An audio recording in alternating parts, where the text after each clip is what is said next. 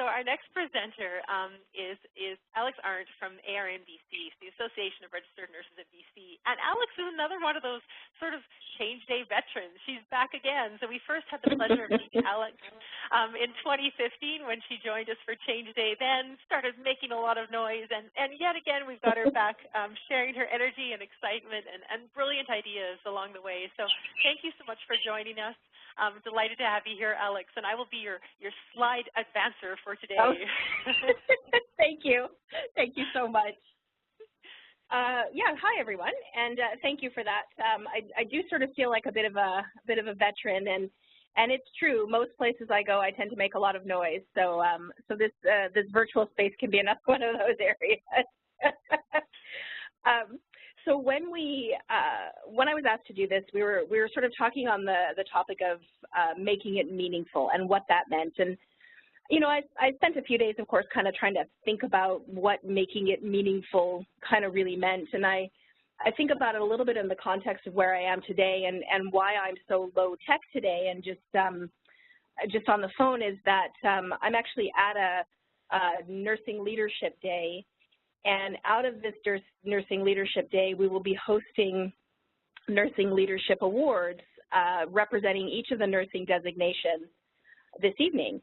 And each of these nurses who've won and each of these nurses who've come to this particular day are here because they're interested and focused on leadership, and certainly those winners that have won tonight are focused on leadership and excellence.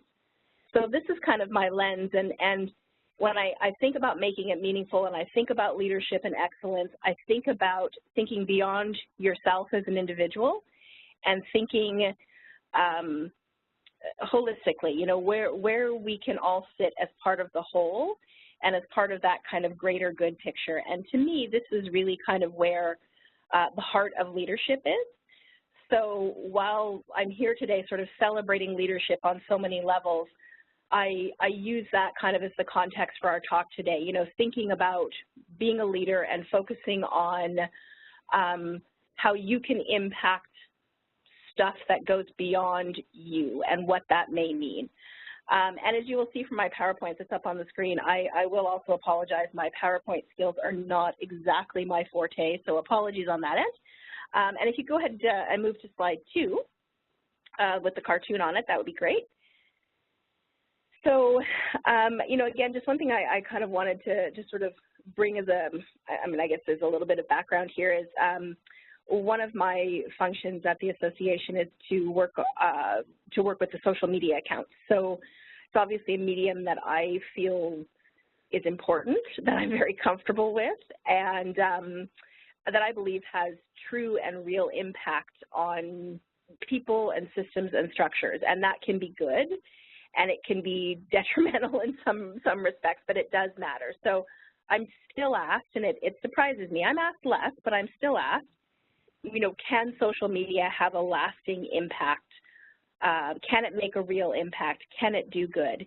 And I think that working where I do, I work for an organization that has seen the power of social media, the way in which using online platforms and online campaigns can really be inspiring for people and for organizations and for groups and whatever it may be. So for many moons, the association has really used social media as a platform to spread the word and has really sort of, just kind of adopted, you know, the use of technology as one of the ways in which we think it's important to communicate with people across the province. So slide 3, the Be Brave slide. This is something that we use pretty often in our presentations and, you know, when we talk to nurses and to nursing students, and I think it sort of speaks to what we've kind of tried to be and who we are. So in policy and advocacy, you have to be willing to have some uncomfortable conversations and push the envelope and kind of get your brave on, right? So you have to be willing to do that. So nursing and nurses have to be brave in order to be advocates for the profession and for patients and clients. And we also know that being brave doesn't simply mean complaining or whining about something. It's about putting into action a solution to a problem. So one of the things we've always promised when we, in our stakeholder relations and particularly in our conversations with government around policy and advocacy, is that we will never bring a problem that we aren't willing to offer a solution for. So, and for us, this is part of being brave enough to have that conversation, right? To say, here's a problem, and we think we can be part of the broad solution. And I will say that many a time we have been approached by nurses using social media as a way to remind us that you do have to be brave sometimes, and you have to be willing to think big picture and be willing to change the way you think in order to impact lasting and big change. And we've been very grateful for that. It's not always, you know, like I said, these aren't always necessarily the most comfortable of conversations, but you have to be willing to have those conversations. And last slide before we kind of get into our pledges, slide 4. So I don't know how many people are aware of this, and certainly, you know, it's not a huge point, but we are not an organization that is big at all. There are 9 of us on staff at the association. So this is 9 people in an organization in comparison to, you know, other organizations in our sphere that may have employees into the hundreds. So there are 9 of us who can make this happen, and to me, this really shows that a group of dedicated and committed people who really want to put their capes on and focus on, you know, flying once they've got that cape on, can actually make it happen. So again, this is, you know, this is all just to sort of set some of the context for who we are as we start to really look at some of the pledges. So slide 5, sorry, I just lost my screen there for a second. So slide 5, who we are is positive, action-oriented, and we remain focused on finding, as I said, those solutions to the problems and the challenges, and we remind ourselves every day that the work that we do is bigger than any adversity or challenge we face, and it's certainly bigger than us as individuals. So when we signed on for Change Day several years ago now, a few years ago now, 2015 now, there wasn't even really a question. No one said, gee, should we do this? Do we want to? Is it something we want to think about? We didn't even, there was just no question. The answer was, yes, of course, we're going to do this. And yes, of course, we're going to be part of this. And yes, of course, we want to use this medium. And yes, of course, we want to be able to have these conversations.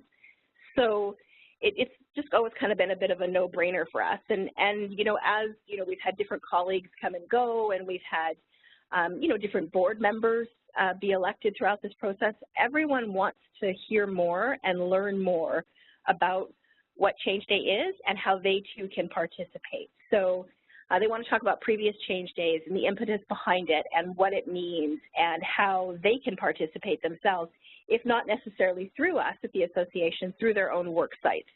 And I think that that's pretty cool, actually. There really has never been a question from our perspective that this was something that we wanted to participate in.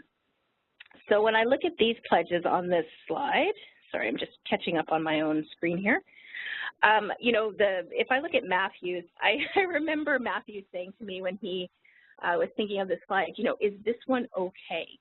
You know, is this a reasonable thing to pledge, you know? And I mean, the answer was, of course, because self-care and the idea of being physically active and living a well-balanced life and taking care of yourself is something that certainly healthcare providers are not always the best at. You know, that's high stress jobs, demanding jobs, and very often I think health providers can let the problems of the people that they care for and the issues and the needs of those surpass their own needs. So what I loved about Matthew's pledge was his ability to really clarify and make it clear that, you know, taking care of yourself is not selfish. You matter too, and the people providing the care, the people providing the administrative support for the care providers, whatever it may be, everyone is entitled to taking care of yourself because you matter in this kind of big picture as well. And when I look at the other pledges on this particular slide, so Sally, Winnie, who was a nursing student who was doing a practicum with us, and Patrick, they're all interesting to me because there's a theme that you can sort of pretty clearly sense here, and no one conferred, about these in particular. It just kind of came up this way, and I found it very interesting. So the theme, the thematic approach around this is challenging the inequities, not being biased, not letting your biases show. And Patrick has really kind of anchored it with his perspective as our policy lead. It's right back to the core. The patient voice informs any and all policy decisions. We don't forget that voice. We think about that. We have a committee, an active committee that provides patient input and perspectives into what we do, because at our core, what healthcare providers do is care for people. And if you're not listening to those people, you're not doing your job very well. So I think this is important. I think Sally, in terms of talking about challenging the inequities that, people may see in terms of healthcare, is also really about listening to what people tell you. Very much so, very much about listening to what people are trying to say. And for Winnie, not letting her biases affect the care that they provide. We all come with bias. It's just human beings do that. But cannot let that impact what you've done. So I loved these, and I grouped these, thinking about them kind of, as I said, through this thematic lens. And I thought it was really interesting that each of these people sort of spoke kind of thematically around this. So if we look at slide 6, so these are Val, Dawn, and Tiffany, and I call them our listeners. And their pledges sort of, sort of speak to that quality. So these are our listeners, relationship builders, people who, again, didn't sit around conferring about what they were going to pledge. They really sort of spoke from their hearts. And in a few short words, you kind of get a sense for who these people are, who each of them are. And what was interesting about this crew is that they wanted time to really think about their pledges. So, we talked about this, talked about doing pledges, certainly talked about the whole change day idea and what it meant. And some people were quick to bring up pledges, and others sort of said, and these three in particular, Dawn, Valerie, and Tiffany, they wanted some time. They wanted to digest what it meant, digest the big picture, and sort of get a feel for what they really wanted to say. And it's interesting because it speaks volumes about who they are. And this group of leaders, the three that I've mentioned here, Patrick's is a repeat, obviously, on this page, but this is a group of leaders who understand the importance of really listening to what people are saying and ensuring that sort of client-centered, relationship-centered focus is at the top level of what they do every day in their respective jobs, whether it's direct client care, whether it's in policy, whether it's in a research area, whatever it may be, administrative, managerial, whatever it may be. That's the focus. Listening, hearing, understanding, building relationships, and creating value for the system and for the work you do by virtue of being inclusive and relational in your approach. And I think that's, I think they've been really important pledges for me to read and for me to get a kind of a nice sense of how they think about things. And what's not here are the number of people that we've talked to at many, many, many events, as I'm sure everyone, on this call has and does all the time as well. When we go to events, we bring, the change day information and pledges and buttons and all of that. We always bring it with us, and we always have the conversation with people about it, and everyone is interested in it. Everyone that we talk to is interested in the idea of it and interested in the way that they can participate. So, and they, in turn, of course, I hope participate through their own jobs, their own work sites, their own way of doing it. But it's offered us a nice opportunity to be able to utilize this Change Day platform and expand the way in which we're able to talk to people about how they can have a stake and a real way of sort of impacting the system kind of long term. And I think that's pretty cool at the end of the day. So if we look at, so this is slide 7, it's the LORAX here, so from the LORAX. So I want to note that, of course, I think these are fabulous pledges that my colleagues have come up with, and this isn't limited, what we do isn't limited to what you see here. So for sure we collected pledges, sent them in. We wanted to participate with our healthcare colleagues and people around the province who are making a difference every day and who also have submitted wonderful pledges. But we also wanted to think about how we could take these pledges. So now that we've done this, now that Change Day is here this year, now that we've talked about this, how do we take the pledges that we've made, how do we take that thinking that everyone's done as an individual around these pledges, and how do we utilize that in our long-term planning and our strategic thinking? So how do we take these concepts and make them part of our big picture goals and planning? And, again, it's always so interesting to me because it's not that, anyone sits around and says, we are going to do this, and this is how it's going to be done and decides that. It's just that everyone has taken in, thought about, been thoughtful of what it means and how we can take these various pledges forward and how we can use these in the way in which we, set up a document that focuses on a particular plan or platform or program that we may be wanting to develop. How do we take these concepts? How do we take this thinking? How do we take this big picture? And how do we honor that, the thought that's gone into it? So while Change Day is a day, for us and for so many people who participate this and across the province, we know that the commitment to honoring these pledges is not just today, it goes on every day. So it's a nice reminder to think about this day in particular, but what the real impact has been is that it reminds us to think about these pledges every single day and how we can model those in our work and our behavior, even in our personal lives. It doesn't have to just exist in a work perspective, but how we can model that every day going forward so that Change Day becomes, something you just kind of live. You live with that pledge in your head. So I'm sorry if I chattered fast and I'm at the question slide now, so apologies if it was too quick there, but certainly I'd be happy to take any questions or comments or whatever, if that's something that's appropriate in this scenario, whatever works.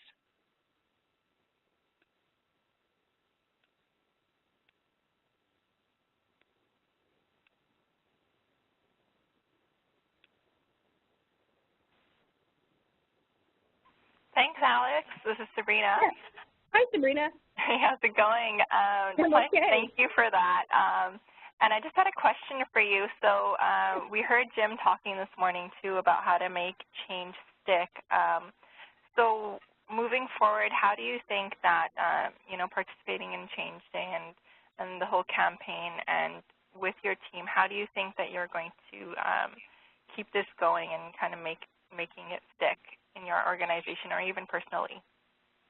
Yeah, so what we've done actually is we've taken copies of our pledges. I mean, it seems like such a simple thing to start with. We've taken copies of these pledges and we've put them up in our boardroom and in areas of the office where we work and where we think every day. So we have actually a visual reminder that sits in our office of exactly what we've all said and how we've said it. And, again, it's not that it's not that you necessarily sort of make a conscious effort every day, but if you can look up and see what you've said and see what you've pledged, even in your grumpiest, grouchiest day, and think right, there is a big picture here. There's a perspective here that I want to keep going forward. So for us, just that kind of visual piece has really helped in doing that. And the other thing I think that happens, and it's one of the great benefits of a smaller team like we have, we remind each other. So Matthew, who pledged sort of on the self-care end of things, we have this insanely busy week this week and a lot going on and a small team, which means it's all hands on deck usually for everything.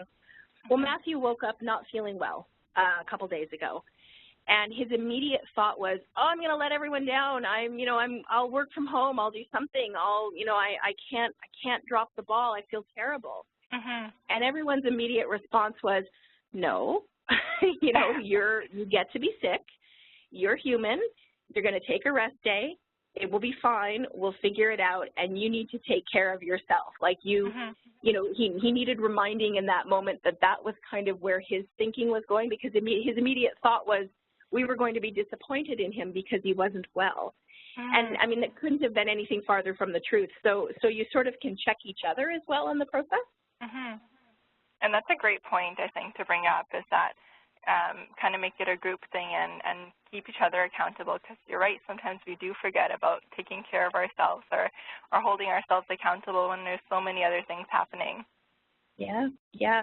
It can be really tough. I mean, you can feel really badly if you feel like you're letting people down, right? But at the end of the day, everyone has to do that, and he just needed to be reminded in that moment that, you know, it's okay. Yeah. It's like you can not be in today. You can get yourself well. You can do all of those things, and we're here to support that for you. We don't want you to be sicker. We don't want you to be unwell. We're here to support this for you. So let us do that as your colleagues and people that you know well. We'll take care of that. That's a great point. Just looking in the chat box and wondering if anyone else has any questions for Alix or any other thoughts coming out of these presentations today. I was just going to say that I really love, Alix, how you talked about change being all about action, you know, that really bringing it back to these are pledges, but they're ultimately all about action. I thought it was also brilliant how you've moved from the individual pledges and really translated them to the organizational planning. You know, how can we take what people have pledged and learn from them and apply them to the broader system? And I think that's also really exciting to hear how you've done that. Just kudos to you and your team again for. Oh, thank you.